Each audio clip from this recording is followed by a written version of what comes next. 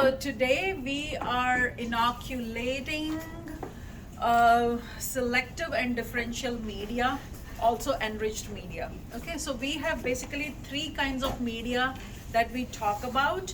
So the number one media that that is blood agar here is an enriched media. Why do we call it enriched media? Is because it has 5% blood, sheep blood in it. Okay, so that blood makes the media enriched. So that is good for bacteria that are fastidious. Make sense? Fastidious bacteria are the ones that have unique, rare kind of requirements, nutritional requirements for their growth. Make sense? So this blood that is there, it's a very small quantity of concentration in this agar, but that helps bacteria like streptococcus and enterococcus to grow well. Okay, the other thing is that on the blood agar you will be able to see what there is something called hemolysis. And what is hemolysis or hemolysis? That's the word you guys have to know. Hemolysis or hemolysis, however you want to say it. So hemo means, hemo is the short form of the hemoglobin, which represents what? It represents blood, right? And lysis means breakdown. So what actually is happening here, if any of these three organisms that you grew, of course you took a sample from throat. So what do you think? We might be suspecting a bacteria, remember the strep throat bacteria, which is streptococcus, right? So let's say if after incubation you get this bacteria, right, then streptococcus bacteria are going to show hemolysis. So in hemolysis means they are going to break down these blood cells while they are going to utilize it for their nutrition. In the process, they are going to break down them. So that breakdown falls in three categories. Okay, so when we say categories, meaning that you have hemolysis.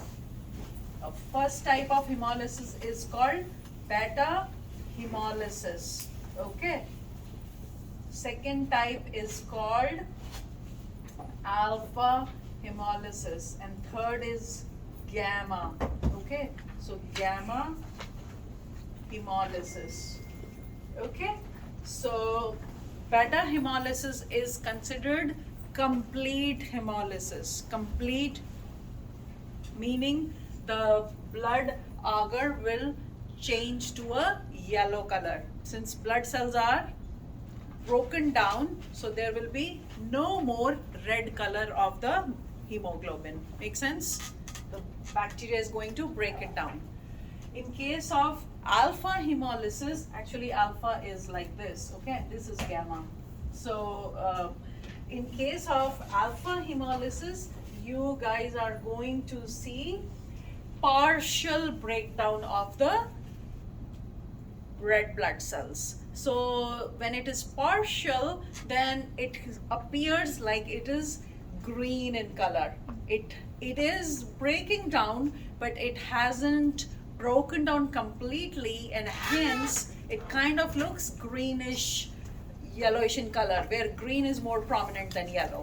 Okay, and then gamma hemolysis means there is no hemolysis, absolutely no hemolysis.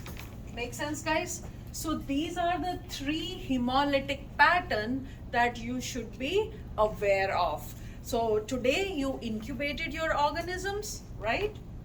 But day after tomorrow, when you get your plates back, you are going to see, since you inoculated these three organisms here, one is your unknown from the throat, one is your staph epi, and the other is third organism is Bacillus cereus. So we are going to see which one of these three is showing us either beta hemolysis or alpha or gamma hemolysis, and based on that we are going to write our results.